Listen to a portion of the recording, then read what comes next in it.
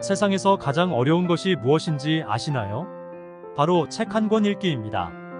책 한 권 읽겠다고 서점에서 구입해서 몇 페이지 넘기다 보면 어느새 불면증 치료약으로 변해버리죠. 또 고전책은 무슨 이야기인지 하나도 이해 못하겠으니 아예 읽기를 포기해버립니다.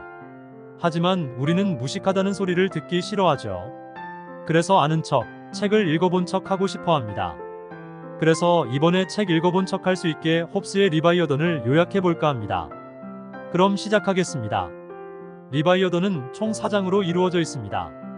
각 장의 내용은 1장은 인간론, 2장은 국가론, 3장은 그리스도 왕국, 4장은 어둠의 왕국인데 이 중 홉스의 주장과 제일 연관적인 1장과 2장을 집중적으로 탐색해보고자 합니다. 그럼 시작해보겠습니다. 1장에서 홉스는 인간은 탐욕스럽고 이기적인 존재이며 보다 큰 힘을 구해나가는 쉴 새 없는 욕망이 있다고 말합니다.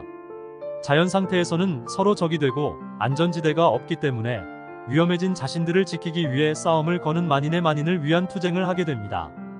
이런 상황을 대처하기 위해서 홉스는 죽음에 대한 극도의 공포 및 생명에 대한 애착과 연관이 있는 정념을 통해 상호공존과 평화를 추구하고 이성을 통해 평화로운 상태로 이어나가야 할 근거들과 방법을 제시합니다. 이렇게 개인들의 합의와 계약을 통해서 국가나 사회가 출현한다고 하는데 이것이 나중에 뒤에서 설명할 사회계약설의 토대가 됩니다.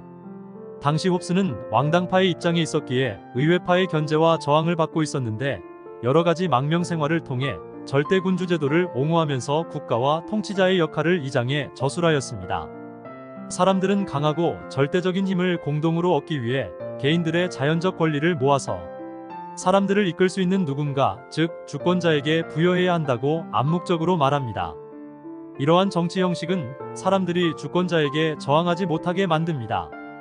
왜냐하면 자신이 권력을 양도를 했는데 저항한다면 자기 자신에 대해 저항한다는 뜻이고 만일 저항한다면 자신의 독자적인 판단으로 돌아감, 즉 자연 상태로 되돌아간다는 것을 뜻하기 때문입니다.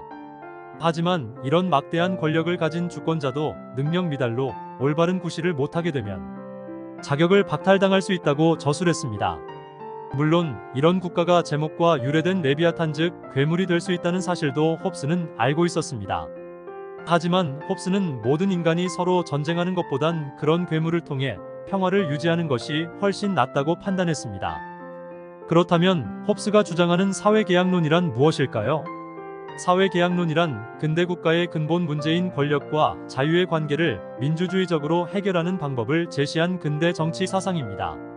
인간은 태어나면서 자유, 평등의 권리를 가지며 이 권리를 보다 잘 보장하기 위하여 서로 계약을 맺어 법이 지배하는 정치사회를 구성할 필요가 있다고 설명하였고 정치사회를 운영하기 위하여 설치된 정치관을 어떻게 행사하면 개인의 자유와 생명의 안전을 지킬 수 있는가를 제시한 사상입니다.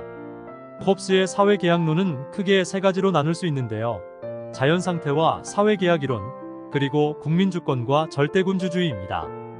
먼저 자연상태입니다. 홉스는 인간이 자연상태에서는 모든 것이 모든 것에 대한 전쟁이라고 표현하였습니다. 자연상태에서는 강한 자만이 살아남을 수 있으며 생존과 안전을 위해 사람들은 자신의 이익을 추구하며 서로 경쟁하고 이로 인해 상호 불신과 불안이 지배하는 상태를 칭합니다. 다음은 사회계약이론입니다.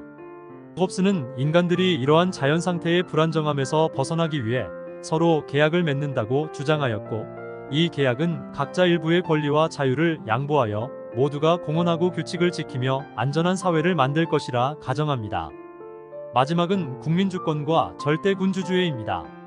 홉스는 계약에 따라 형성된 사회에서 강력한 군주나 국가의 존재가 필수적이라 생각하였습니다. 홉스는 사회계약을 통해 형성된 국민들의 의지를 대표할 수 있는 주권이 필요하며 이를 통해 안전과 질서를 유지할 수 있다고 주장하였습니다.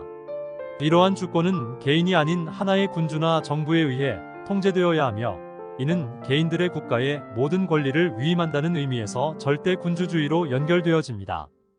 결국 홉스의 리바이어던은 인간의 본성을 전제로 국가가 생기는 이유를 설명하며 강력한 중앙집권 체제를 주장했고 이를 성경에 나오는 괴물인 리바이어던에 비유한 책이라고 할 수 있습니다. 그가 주장한 사회계약론과 국가론은 인간이 자신의 권리를 양도하면서 또 다른 자신의 권리를 보장받는 아이러니를 인간의 자연권과 본성을 통해 논리화하고 이런 현상을 사회계약으로 훌륭하게 설명한 고전수작입니다. 그의 이런 독특한 발상과 논리는 이후 로크의 사회계약론의 토대가 되었습니다.